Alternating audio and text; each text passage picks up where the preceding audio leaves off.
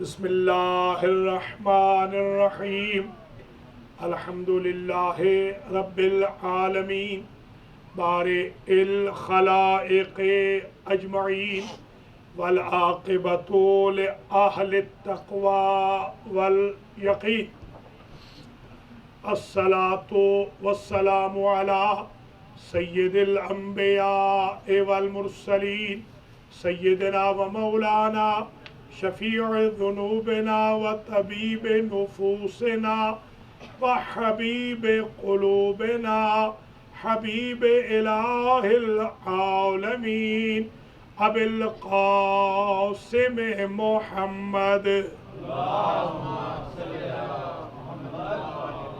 ثم الصلاة والسلام علی اہل بیتہ الطیبین الطاہرین المعصومین المنتجبین الذین اذهب اللہ عنہم الرجس وطہرہم تطہیرا سیما بقیت اللہ الاعظم روحی و ارواح العالمین لتراب مقدمہ الفدا عجل اللہ تعالی فرجہ الشریف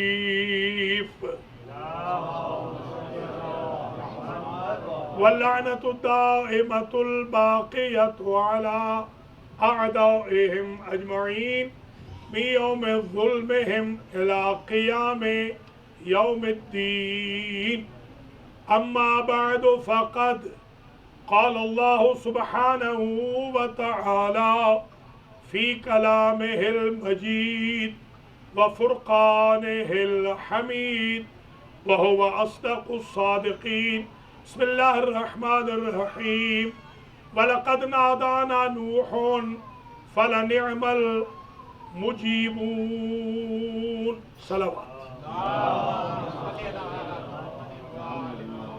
قابل قدر سادات و مومنین و مومنات، زینبیہ امام بارگاہ ارونگٹن نیو جرسی میں 1439 ہجری کے عشرہ محرم کی آج دوسری مجلس حسین علیہ السلام ہے، اور ہم مسلسل اس سال زینبیہ میں مقدمہ تشیع دائر کر رہے ہیں، بارگاہ ایزدی میں، بارگاہ رب العزت میں، 14 معصومین کی موجودگی میں، اور ان کی مظلومیت اور ان کے شیعوں کی مظلومیت کا مقدمہ آپ حضرات و خواتین کی گواہی میں دائر کر رہے ہیں، اور ہماری گفتگو اس پیرائے میں داخل ہو گئی تھی کہ سورہ صافات میں اللہ نے حضرت ابراہیم علیہ السلام کو نوح علیہ السلام کہا، شیعہ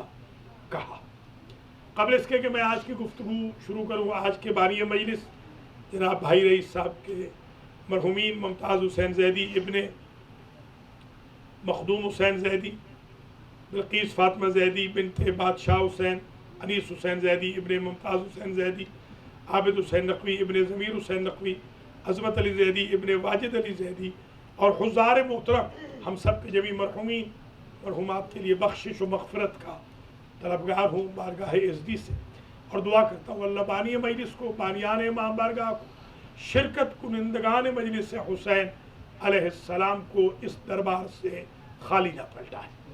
اللہ ہم سب کے گناہان صغیرہ و کبیرہ کو معاف فرمائے۔ اللہ ہماری ریسٹ آف دا لائف کو زیر سایہ حجت ابن الحسن قرار دے۔ اللہ ہماری نسلوں میں ولایت علی اور عزاداری حسین علیہ السلام کو برقرار رکھے۔ آج کی گفتگو کا آغاز یہاں سے ہو رہا ہے کہ قرآن نے یہ آواز دی کہ وَإِنَّ مِن شِيَّتِهِ لَإِبْرَاهِيمَ، اور تحقیق نوح کے شیعوں میں سے تھے ابراہیم۔ تو ایک بات طے ہو گئی کہ شیعہ کو کچھ بھی کہہ لیں، شیعہ کو کافر نہیں کہہ سکتے، ورنہ انبیاء کو کیا کہیں گے؟ جن کا مذہبی شیعہ رہا ہے، حضرت خلیل جن کا دین مشہور ہے، یہ دین حضور کا بھی مشہور نہیں، جب دین کی بات آتی ہے تو دین ابراہیم، اور حضرت ابراہیم علیہ السلام کا جو انٹروڈکشن قرآن نے کرایا، مثلا ارشاد ہوا ما کان ابراہیم یہودیا ولا نصرانیا ولکن کان حنیفا مسلما۔ ابراہیم یہودی نہیں تھے، ابراہیم نصرانی نہیں تھے، ابراہیم اسٹریٹ فارورڈ تھے اور مسلمان تھے۔ تو پتہ چلا جو شیعہ ہوتا ہے نہ تو وہ یہودی ہوتا ہے نہ نصرانی ہوتا ہے، وہ حنیف ہوتا ہے، مسلم ہوتا ہے۔ تو یہ بات قرآن سے ثابت ہو گئی کہ شیعہ حنیف کہتے ہیں اسٹریٹ فارورڈ کو، جو دائیں بائیں کنفیوز نہ ہو۔ اس لیے ہم نے عبادت میں بھی کبھی دائیں بائیں نہیں دیکھا، اس لیے کہ ہم حنیف ہیں۔ حنیف جو سامنے ہی دیکھے، جو دائیں بائیں نہ دیکھے، اسے کہتے ہیں حنیف۔ تو یہ قرآن مجید سے تشیع کا مقدمہ پیش کیا جا رہا ہے۔ دوسری آیت میں ارشاد ہوا ان ابراہیم کان امتن قانتن للہ حنیفا۔ تحقیق ابراہیم اکیلے امت تھے، ابراہیم اکیلے امت تھے، قانتن قنوت والے تھے۔ لیجئے قرآن سے ثابت ہو گیا کہ شیعہ ہوتا ہے جو قنوت پڑھتا ہے، غیر شیعہ قنوت نہیں پڑھتا، اس لیے کہ قنوت ایبسولوٹ عبادت ہے جس کا تعلق اللہ کے ساتھ ہے۔ آپ نے سجدے تو سنے ہیں بتوں کے، قنوت نہیں سنے ہوں گے، توجہ فرمائیے گا، یہ عجیب عبادت ہے۔ یہ قنوت کا تعلق ہے بارگاہ ایزدی سے رابطے کے ساتھ۔ تو ابراہیم تھے قانت۔ پورے قرآن نے دو ہستیوں کو قنوت پڑھنے والا کہا ہے۔ آج ذرا یہ تشیع کا مقدمہ اس پیرائے میں بھی سن لیجیے، کیونکہ لوگ کی یہ کہتے ہیں کہ ہم حدیث سے نہیں، ہم چاہتے ہر شے قرآن سے ثابت کریں۔ تو جو شے قرآن سے ثابت ہو جائے اسے پھر مانیے نا۔ یہ تو ثابت ہو گیا نا کہ ابراہیم تھے قنوت والے، تو جو دین ابراہیمی ہے وہ تو قنوت والا ہے۔ آپ قنوت چھوڑ کے کس کے دین پہ چل رہے ہیں؟ اچھا ایک بات اور سن لیجئے، حضرت علی علیہ السلام پر سب و شتم رکوایا آفیشلی امام حسن مجتبیٰ علیہ السلام نے۔ وہ جو ایگریمنٹ لکھا غریب شام کے ساتھ، غریب شام کو ایگریمنٹ میں لکھا کہ آج تک جو قنوت میں میرے بابا پہ سب و شتم ہو رہا تھا وہ آج کے بعد بند کر دیا جائے گا۔ تو اس کے بعد بند ہو گیا۔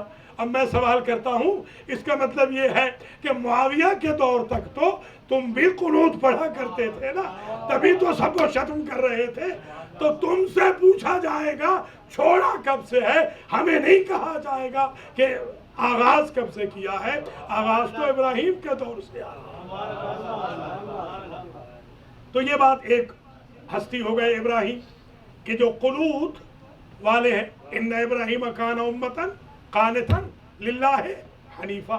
اور دوسری ہستی یا مریم، اے مریم اقنوتی لربک ورکعی مع الراکعین، اپنے رب کے لیے قنوت پڑھیے اور رکوع کرنے والوں کے ساتھ رکوع کیجئے۔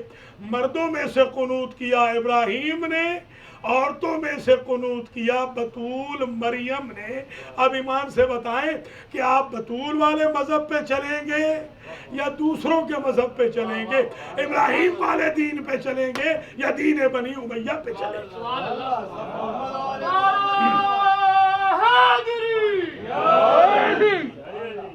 تو اب یہ ابراہیم کا انٹروڈکشن قرآن کرا رہا ہے۔ ان ابراہیم لحلیم اواہ منیب۔ قرآن کہتا ہے تحقیق ابراہیم حلیم تھے۔ ایک تو حلیم ہوتی ہے جو ہماری مجلسوں میں پکتی ہے، اور اس کو حلیم اسی لیے کہتے ہیں کہ وہ بردباری پیدا کرتی ہے، مگر ہمارے لوگ ایسے سخت ہیں کہ ان کو حلیم بھی حلیم نہیں بنا سکے۔ اللہ ہی ان سے سمجھے گا۔ حلیم کہتے ہیں ٹالرنٹ۔ ان ابراہیم لحلیم ابراہیم تھے ٹالرنٹ، برداشت والے، بردبار تھے، کوئی ناسزا بھی کہہ دیتا تو چپ ہو جاتے تھے۔ یہ ہمارے والا مزاج نہیں تھا ابراہیم کا، نہ نبیوں کا یہ مزاج ہے، نہ اماموں کا۔ یہ ہم نے اپنے تئیں ایک نیا دین بنا لیا ہے کہ ہم چما دیگرے نیست، لوگوں سے لڑنا، جھگڑنا، فساد کرنا، کوئی بات کہے نہ کہے بنا لینا بات، یہ ہمارے ہاں ہے۔ یہ الٹریسی کی دلیل ہے۔ آپ تو پڑھے لکھے ہیں، آپ میں تو کوئی ایسا بندہ نہیں ہونا چاہیے، بلکہ حدیث شریف سن لیں آج دوسری مجلس میں، الحلم عشیرتن، نبی فرماتے ہیں جو بندہ بردبار ہوتا ہے سارا زمانہ اس کا رشتہ دار ہوتا ہے۔ آپ بردباری آج کے بعد پیدا کریں تاکہ دنیا رشتہ دار ہو جائے، ریلیٹیو ہی ریلیٹیو۔ الحلم عشیرتن، حلیم جہاں جاتا ہے اس کے رشتہ دار ہی رشتہ دار ہوتے ہیں، اس کے رشتہ دار کبھی ختم ہی نہیں ہوتے۔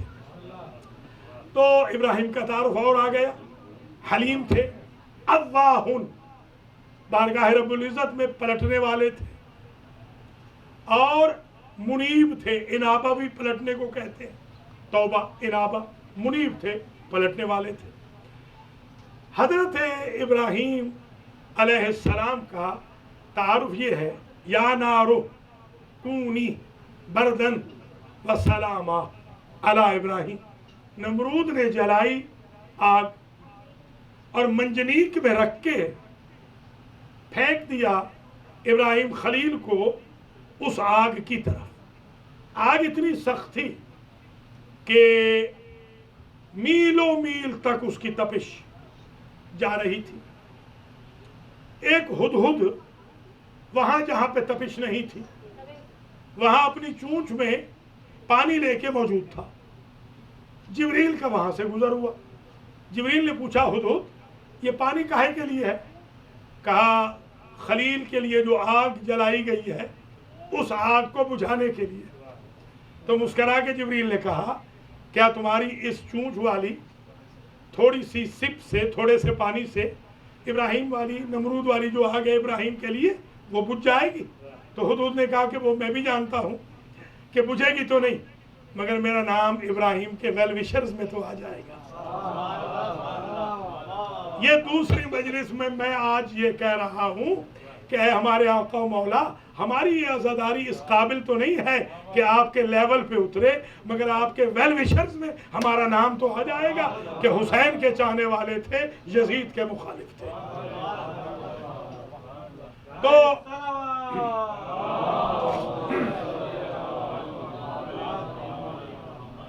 حضرت ابراہیم علیہ السلام جب منجنیق میں رکھ کے پھینکے جا رہے تھے تو اس وقت جبریل نے آ کر سوال کیا، حل لک حاجہ؟ اس پہ خاص توجہ رکھیے، یہ شیعت کا اسٹیٹس پتہ چلے گا۔ میں اگر یہ کہوں کہ یہ پہلا آفیشل شیعہ ہے، ابراہیم پہلے آفیشل شیعہ ہیں، ان سے شیعت کا معیار پتہ چل رہا ہے۔ وہ حلیم ہے، وہ اواہ ہے، وہ منیب ہے، وہ حنیف ہے، وہ مسلم ہے، وہ یہودی نہیں ہے، وہ نصرانی نہیں ہے، بلکہ وما کان من المشرکین دینا قیما ملت ابراہیم حنیفہ، وما کان من المشرکین، جو دین ابراہیم رکھتے تھے وہ دین قیم تھا۔ اب جا کے شیعہ سنی سارے ترجمے دیکھ لیں، قیم کا ترجمہ سب نے لکھا ہے کہ وہ دین قائم تھا۔ اس لیے ہم نے یہ سمجھا ہے جہاں قائم کا دین ہو اسی کے ساتھ چپک جاؤ، وہی دین ابراہیم بھی ہے، وہی شریعت مصطفیٰ بھی ہے، وہی دین محمد و آل محمد۔ دینا قیما ملت ابراہیم حنیفہ، ملت یہاں پہ معنی مذہب ہے، واتبع ملت ابراہیم، اے میرے حبیب آپ بھی ابراہیم کے مذہب پر چلیں۔ ذرا غور فرمائیں، یعنی یہ پہلا شیعہ، آفیشل شیعہ کتنا گریٹ ہے کہ ان کے نقش قدم پر خاتم الانبیاء والمرسلین بھی چل رہے ہیں۔ اللہ آپ کو حج پہ لے جائے۔ یہ حج سارا کا سارا، توجہ رکھیے گا، مفتی اعظم صاحب مل گئے مجھے سعودی عرب کے، سعودی عرب کے مفتی اعظم بڑے، سب سے بڑے جو ہیں، وہ منسٹر سے اوپر جو ان کا عہدہ وہ مجھے مل گئے۔ تو فرمانے لگے کہ صاحب زادے लगता है कि तुम शिया हो। मैंने कहा अल्हम्दुलिल्लाह। कहा फिर तो तुम्हारा हज बातिल है। मैंने कहा मुफ्ती साहब, अरबी के अंदर मैंने कहा हज बातिल कैसे हो सकता है, ये हज है ही शिया का। खाना काबा बनाया शिया ने, तवज्जो रहे, मकाम इब्राहिम शिया का, रुकन यमानी में अलामत है विलादत मौलाए शिया की, जमजम है नियाज शिया की, सफा मरवा की सही है शिया की बीवी के फुटस्टेप की। गौर करें आप, ये मुकदमे तशय्युअ जो बयान हो रहा है। बल्कि अभी अभी इस दफ़ा हमारे एक सरफराज साहब थे, वो पुलिस के बहुत बड़े ऑफिसर हैं, वो हमें मिलने आए, अहले सुन्नत से उनका ताल्लुक़ है। उनको किसी ने बताया हिल्टन होटल में मैं मौजूद हूँ, तो मुझे मिलने आए। तो अहले पंजाब का एक तरीक़ा है, जैसे आप लखनऊ वालों का एक तरीक़ा है, एटिकेट्स होते हैं, सिंध वालों के और तरीके होते हैं। अहले पंजाब का एक तरीक़ा है कि वो बुज़ुर्ग को मिलते हैं तो वो घुटने पे हाथ लगाते हैं, घुटने पे, और अगर ज़्यादा एहतराम करना हो तो दोनों पाँव पे। तो वो आए, उन्होंने आकर दोनों पाँव पे हाथ रखा और मुझसे कहा अलामा मैं आपको सलाम करने आया हूँ और मैं आपके हाथ पे बैत करने आया हूँ। वो जिंदा बैठे हैं ऑफिसर, वो ऑफिसर लगे हुए हैं हाफिजाबाद में, पुलिस ऑफिसर है। मैं बैत कर, मैंने कहा बैत तो हमारे यहाँ होती नहीं है, बैत तो हमारे यहाँ इमाम के हाथ पे होती है। उस हाथ पे बैत नहीं होती जिसके बिकने या झुकने का एहतमाल हो। हमारे यहाँ उस हाथ पे बैत होती है जो झुके नहीं। तो खैर बैत तो हमारे होती नहीं। मगर मैंने कहा ये आपको ख्याल कैसे पैदा हुआ? कहा आप आए थे हाफिजाबाद में, आज से 8 साल पहले आपने तकरीर की थी और आपने कहा था ये जो अलम है गाजी का, ये तो ये बताता है कि फासला करबला का कितना रह गया है, और अगर कोई गुम हो गया हो, काफिले से बिछड़ गया हो, तो अलम के जरिए मिल जाता है। कहा हज में आके मुझे समझ में आया कि मैं जब बिछड़ता हूँ तो झंडे के जरिए ही मिलता हूँ। तो पता चला ये हज के अंदर सारे शिया हो जाते हैं, अपने अपने परचम लेके फिर रहे हैं। जो गुम होता है वो अपने परचम से जाके मिल जाता है। तो एक बात तो तय हो गई ना कि गुमशुदा को तलाश करने का वसीला फ्लैग है, हाँ वो अबुल फजल का हो या किसी और का हो। अब लेवल की बात है, हमने वो झंडा अपनाया है जो दुनिया में भी गुमशुदा को मंजिल तक पहुंचाता है और जो आखिरत में भी महरूम में मंजिल नहीं करता।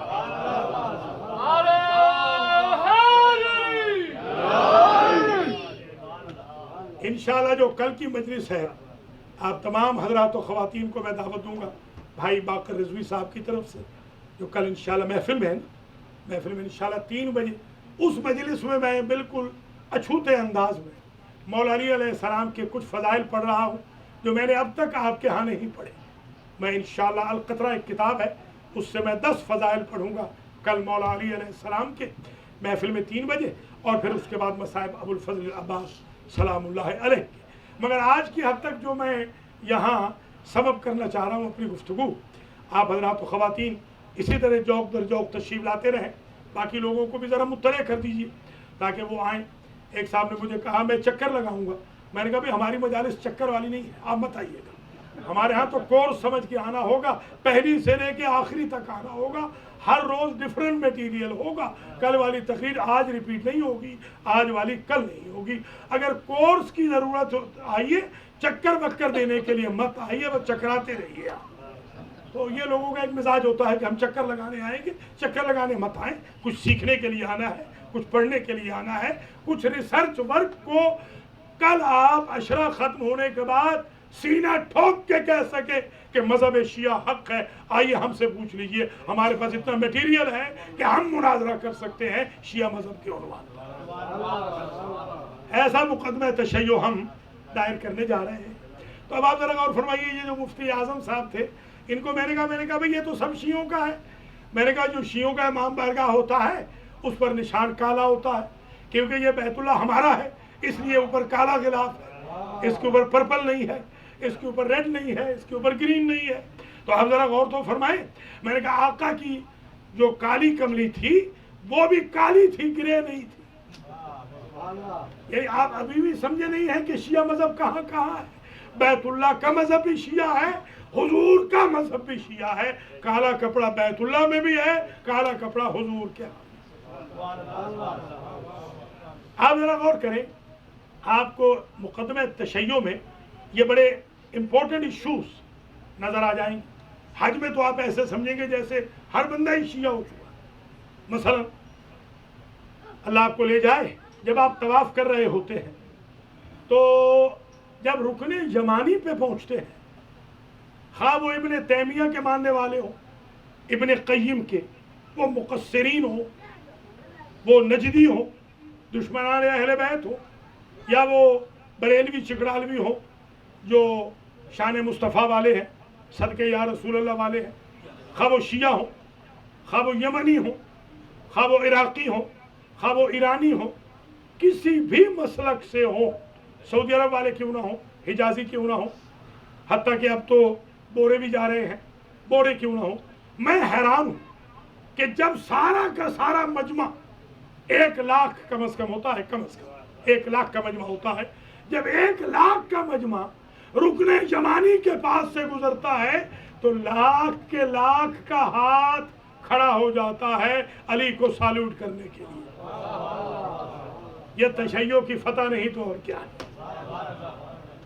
اس لیے کہ اللہ نے اہتمام ہی ایسا کیا کہ میں تمہیں علی کی جنمگاہ کے اراؤنڈ پھراؤں گا، ایک دفعہ نہیں، 7 مرتبہ، وہ 7 مرتبہ بھی نہیں، 14 مرتبہ، وہ 14 بھی نہیں، 21 مرتبہ، 21 مرتبہ آپ نے چکر لگانا ہے علی کی جنمگاہ کے اراؤنڈ کا۔ خانہ کعبہ بھی ہے، علی کی ولادت گاہ بھی ہے، اور آپ گن لیجئے گا جو میخیں گڑی ہے نا رکن یمانی پہ، وہ بھی 21 ہی۔ 3 طواف ہیں، طواف عمرہ تمتع، طواف حج تمتع، طواف النساء، 7 کو 3 سے ضرب دے تو 21 چکر لگانے ہیں، 21 میخیں وہاں گڑی ہوئی ہے۔ میں تو سمجھتا ہوں کہ رکن یمانی خود تشیع کا پرچار کر رہا ہے۔ میں نے ایک مرتبہ وہاں امام صاحب سے بھی ایک ہی مرتبہ زندگی میں ملاقات ہو گئی امام صاحب سے، تو میں نے کہا چلیے آج لگے ہاتھوں امام صاحب سے یہ پوچھ لیتے ہیں کہ یہ میخیں کیا ہے۔ تو ہم نے امام صاحب سے پوچھا کہ عربی میں کہ ذرا حضور یہ بتا دیجئے کہ یہ میخیں کیا لگی ہے، تو انہوں نے کہا یہ رافضیوں کا امام یہاں پیدا ہوا تھا۔ میں نے کہا رافضیوں کے امام کی ولادت والی جگہ آپ مٹا نہیں سکے؟ کہا کوشش تو بہت کی ہے، مٹتی نہیں ہے۔ اچھا آپ ایمان سے بتائیں، جنہوں نے مولد رسول مٹا دیا، مولد رسول اب نہیں ہے، رسول کی جنمگاہ وہ گھر مکتبہ مٹا دیا، جنہوں نے بی بی خدیجہ کا خوشبو والا گھر مٹا دیا، گھر گرا دیا، جنہوں نے جنت المعلیٰ کو گرایا، جنت البقیع کو گرایا، پورا محلہ بنی ہاشم کا گرایا، مسجد علی گرائی، مسجد فاطمہ گرائی، مسجد مباہلہ کا ایک پورشن گرایا، امام صادق کی یونیورسٹی گرا دی۔ آپ ایمان سے بتائیں جو سب کچھ مٹا گرا رہے ہیں ان کو کیا پرابلم ہے؟ وہ اس جگہ کو کیوں نہیں مٹا پا رہے؟ میں تو سمجھتا ہوں 2 ایسے نشان ہیں جو ان سے مٹ نہیں سکے، ایک رکن یمانی والا نشان اور ایک مقام ابراہیم والا۔ وہ ابراہیم کے پاؤں کا نشان بھی آج تک نہیں مٹا سکے، کیونکہ یہ دونوں ہیں بت شکن۔ بت پرستوں میں یہ مجال کہا ہے بت شکن کے نشانات کو مٹا سکے۔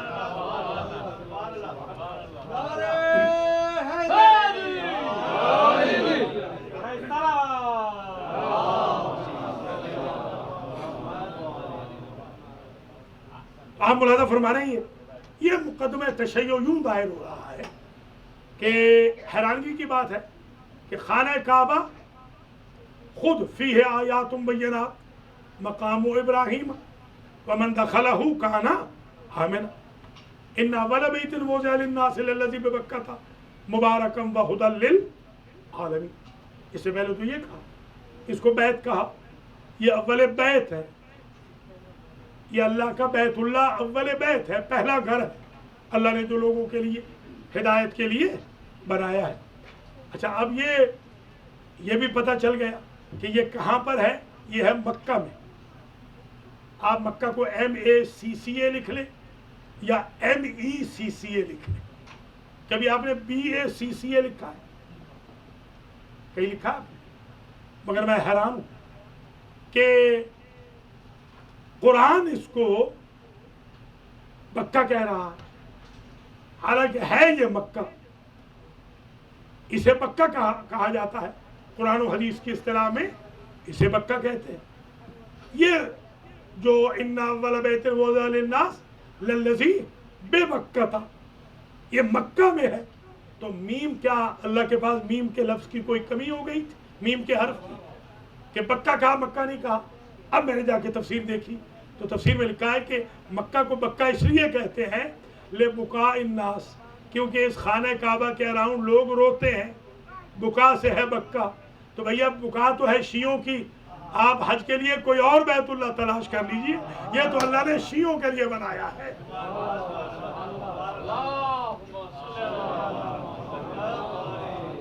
ٹھیک ہے نا؟ اب ذرا آخری بات سنیں اور انشاءاللہ کل پھر یہیں سے گفتگو آگے بڑھے گی اللہ کے فضل و کرم سے۔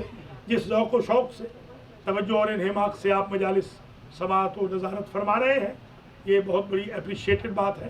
کل کی مجلس کے بانی کے لیے بھی، بانیان کے لیے بھی دعا کرتا ہوں، اللہ ان کے مرحومین کی مغفرت فرمائے، آج کے بانی کے بانیان کے جمی مرحومین کی مغفرت ہو، شرکت کنندگان کے جمی مرحومین و مرحومات کی مغفرت ہو، زینبیہ کے بانیان کے مرحومین مرحومات کی مغفرت ہو، اور اللہ تعالیٰ فرش عزا پہ آنے والوں کی ہر حاجت شرعی کو پورا فرمائے، منظورین کو شفا ہو، مقروضوں کے قرض ادا ہوں، بے اولادوں کو اولاد ملے، عتبات مقدسہ کی حفاظت ہو، دہشت گردی کا خاتمہ ہو، امن کا علم بردار جلدی ظہور فرمائے، اور ہمیں بھی شرف بخشے کہ ہم ان کی فوج میں سپاہی کے طور پہ بھرتی ہو سکیں۔ بس تقریر یہاں تمام ہو رہی ہے، ایک نقطہ اور سماعت فرما لیجیے تو انشاءاللہ کل یہیں سے پھر آگے بڑھیں گے۔ حضرت ابراہیم علیہ السلام کو اللہ کی ذات نے واتخذ اللہ ابراہیم خلیلا، ابراہیم کو اللہ نے بنایا خلیل، واتخذوا من مقام ابراہیم مصلی، اور کہا کہ تم مقام ابراہیم کی جو جگہ ہے اس کو مصلی بنا لو۔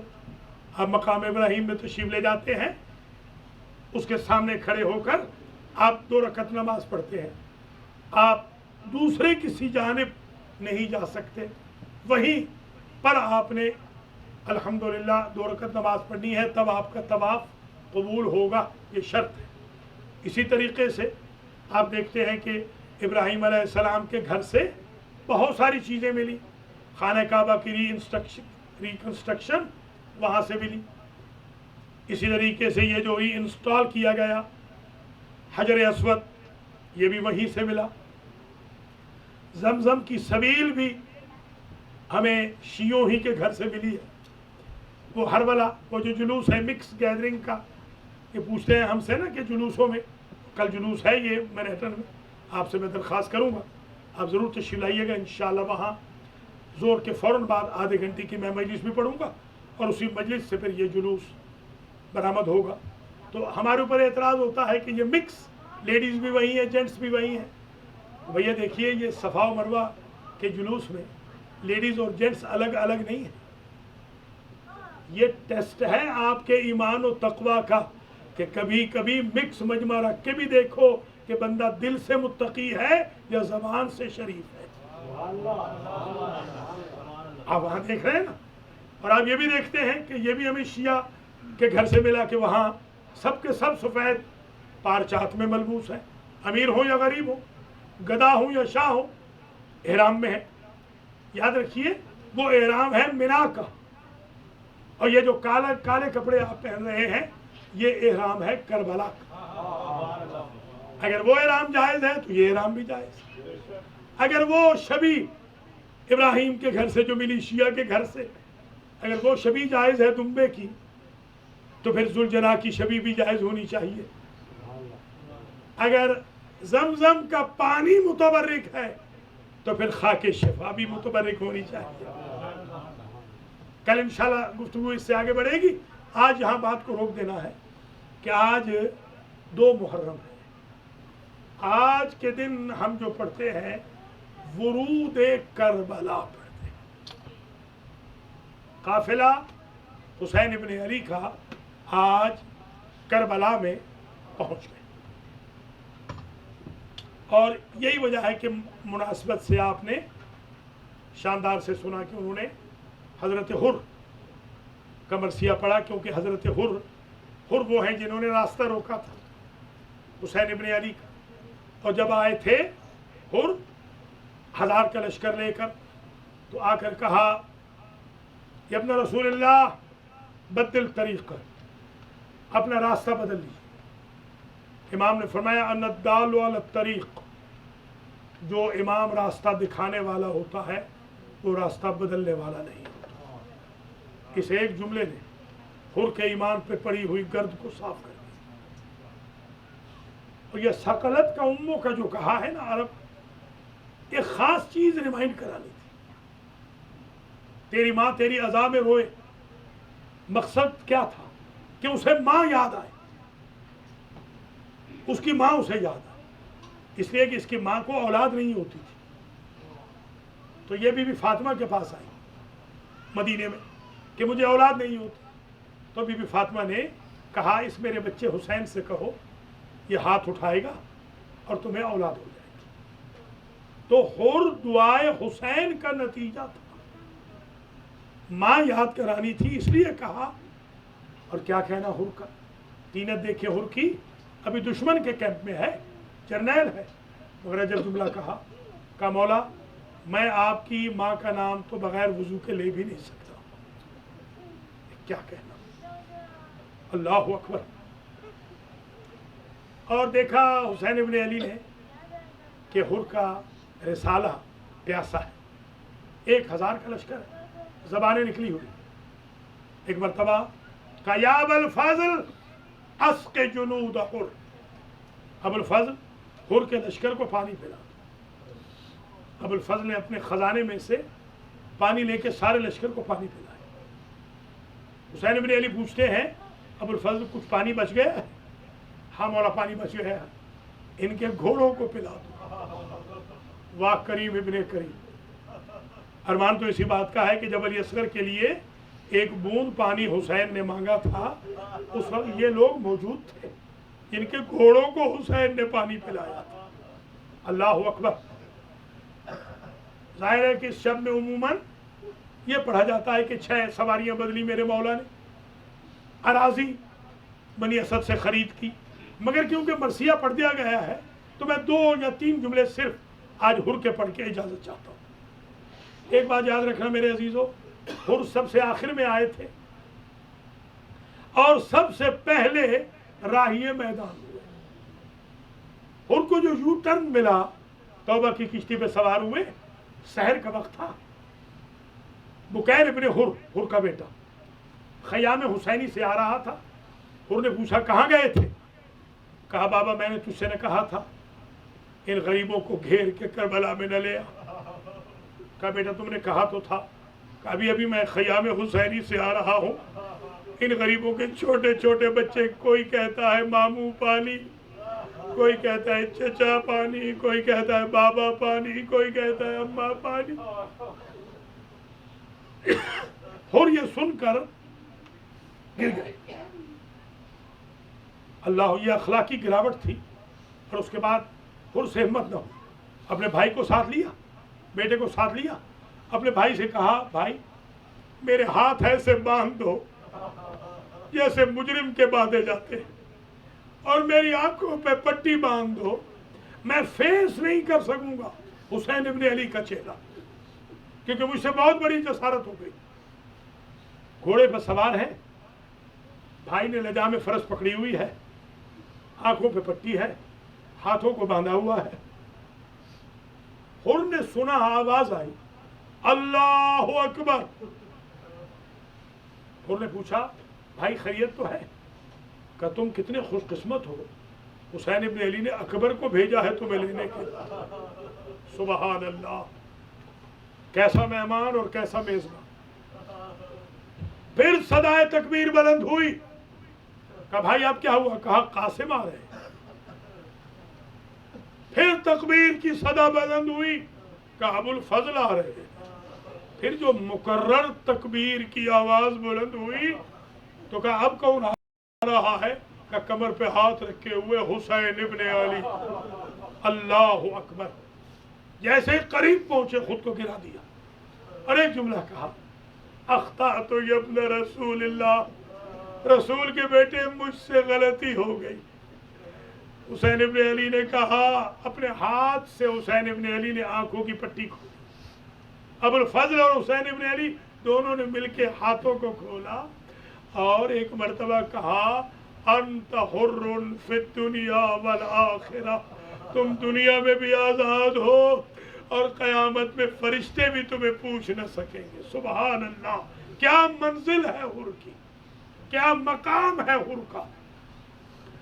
حسین ابن علی نے ایک جملہ بڑا عجیب کہا، حسرت و یاس کا، فرماتے حر، اس جملے کے بعد 2 جملے اور رہ گئے، اجازت چاہتا ہوں۔